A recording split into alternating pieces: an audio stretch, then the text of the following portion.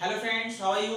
आज मैं same topic simple present tense का इंट्रोगेटिव सेंटेंस लेके आया हूँ कि सिंपल प्रेजेंट टेंस का इंट्रोगेटिव सेंटेंस कैसे बनाया जाता है।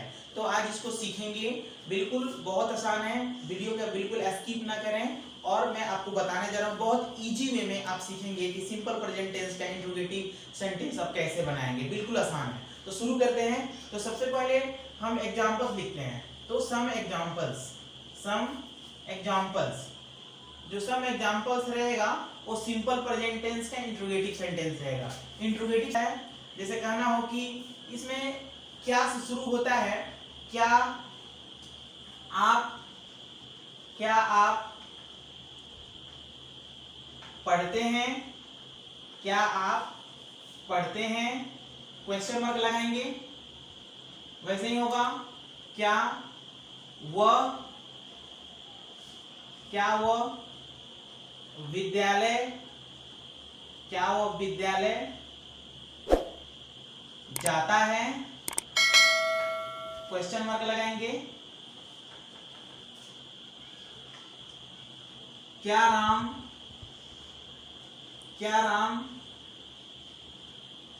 अंग्रेजी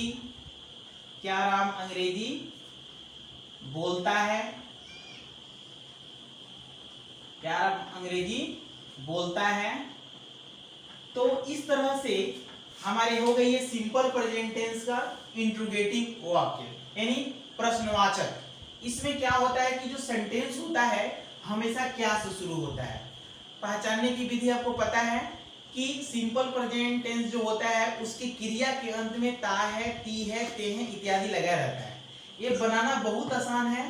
पिछले वीडियो में मैंने डू डच का प्रयोग बताया था, जो सिर्फ अगर सिंपल प्रेजेंट टेंस का अगर आप अफर्मेटिव बनाते हो तो V1 और V5 का प्रयोग करते हैं।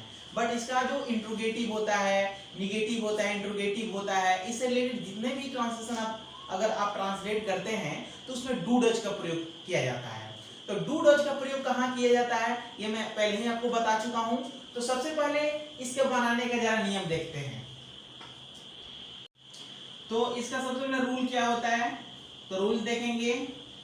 तो रूल क्या होता है, इसमें do oblique does plus subject plus V1 plus other word plus question mark इसमें लगाते हैं। ये हो गया रूल सिंपल प्रेजेंट टेंस का जो इंट्रोगेटिव सेंटेंस बनाने का ये हो गया रूल।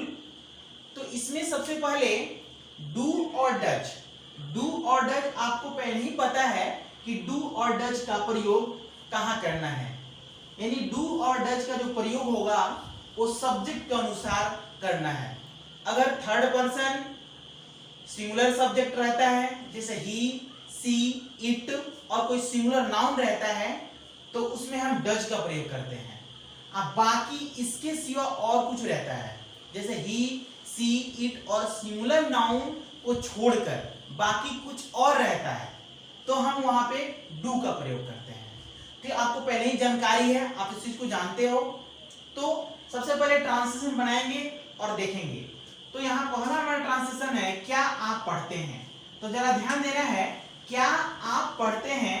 तो ये रहा सिंपल प्रेजेंट टेंस का interrogative sentence. Simple present tense ये टोटल हो गया और उसका ये इंट्रोगेटिव सेंटेंस है प्रश्नवाचक, जिससे प्रश्न पूछा जाता है। तो जरा ध्यान दीजिएगा कि आपको कैसे पता चलेगा ये प्रश्नवाचक है। इसमें सबसे पहले वाक्य के शुरू में ही क्या का प्रयोग होता है। जैसे क्या आप बाजार जाते हैं, क्या आप अंग्रेजी बोलते हैं, क्या आप मछली खाते हैं। इस तरह से बहुत सारे सेंटेंसेस हो सकते हैं जो क्या से शुरू होते हैं और इसके अंत में हमेशा क्वेश्चन मार्क का प्रयोग किया जाता है। तो इसका जो आंसर होता है वो हम यस और नो में दे सकते हैं। जैसे कहना हो कि क्या आप अंग्रेजी बोलते हैं तो यस या नो, एक शब्द में इसका हम आंसर दे सकते हैं। तो यहाँ पे हम लोग अब जो ट्रांसलेशन है जिससे क्या आप पढ़ते हैं, क्या वह विद्यालय जाता है, क्या राम अंग्रेजी बोलता है। अब इन तीनों ट्रांसलेशन को हम देखते हैं कैसे बनाया जाता है। तो रूल हमारे सामने है, याद रखेंगे कि रूल जो होता है डू डज यानी वाक्य के शुरू में ही लिखा जाता है। Do does subject V1 plus other word plus question mark. तो पहला ट्रांसलेशन है क्या आप पढ़ते हैं। तो यहाँ कैसे बनाएंगे, क्या आप पढ़ते हैं, तो आपको जानकारी है जो आप है यू, मैं पहले ही बता चुका हूं ही सी इट और सिंगुलर नाउन अगर वाक्य का सब्जेक्ट रहता है तो हम डज का प्रयोग करते हैं, और इसके सिवा कुछ और रहता है तो हम डू का प्रयोग करते हैं। यानी ही सी इट और सिंगुलर नाउन यहाँ पे नहीं है, यानी कुछ और है जैसे यू, तो इसके लिए हम डू लगाएंगे। तो सबसे पहले हम वाक्य के शुरू में लिखेंगे, जैसा कि आप रूल देख रहे हैं कि हमें डू डज का प्रयोग जो करना है वो वाक्य शुरू में ही करना है इंट्रोगेटिव सेंटेंस के लिए, सिंपल प्रेजेंट टेंस का इंट्रोगेटिव सेंटेंस के लिए। तो डू हो गया, उसके बाद आप, तो डू यू, और उसके बाद पढ़ना का क्या होता है, पढ़ते हैं, तो डू यू रीड, और यहाँ पे क्वेश्चन मार्क जरूर लगा देंगे, डू यू रीड, क्या आप पढ़ते हैं। अगला ट्रांसलेशन है क्या वो विद्यालय जाता है। तो सेम बात है, यहाँ पे सबसे पहले हमें ट्रांसलेशन को देख के बिल्कुल हमें कुछ सोचना नहीं है, यहाँ पे क्या से मतलब नहीं रखना है, हमें यहाँ पे सब्जेक्ट देखना है कि सब्जेक्ट क्या है। तो सब्जेक्ट जो है ये थर्ड पर्सन सिंगुलर सब्जेक्ट है, यहाँ पे ही का प्रयोग करना है, ठीक है।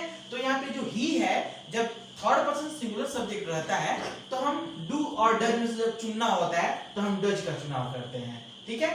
तो यहाँ पे हम क्या करेंगे, सबसे पहले वाक्य के शुरू में ही हम किसका प्रयोग करेंगे, डज।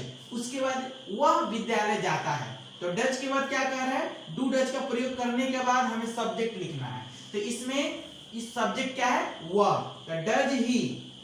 उसके बाद V1 का प्रयोग करना है, तो इसमें जाता है यानी जाना, डज ही गो। हमें मालूम होना चाहिए जो जाता है, जो हमारा इंट्रोगेटिव सेंटेंस है, इसमें V1 का प्रयोग करना है, क्योंकि हम डू डज पहले यूज कर देते हैं, तो यहाँ पे V1 हो जाता है, ना कि इसमें V5 और V1 को अलग अलग लिखा जाता है, इसमें सब में V1 होता है।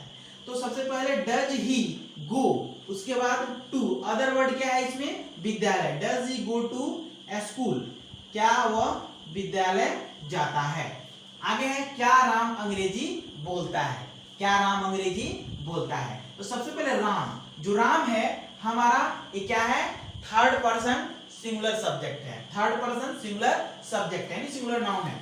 तो यहाँ पे सबसे पहले हम क्या करेंगे, जब हमारा थर्ड पर्सन सिंगुलर सब्जेक्ट है, सिंगुलर नाउन है, तो यहाँ पे क्या करेंगे, डज का प्रयोग करेंगे राम के लिए। उसके बाद क्या लिखेंगे, राम, डज राम।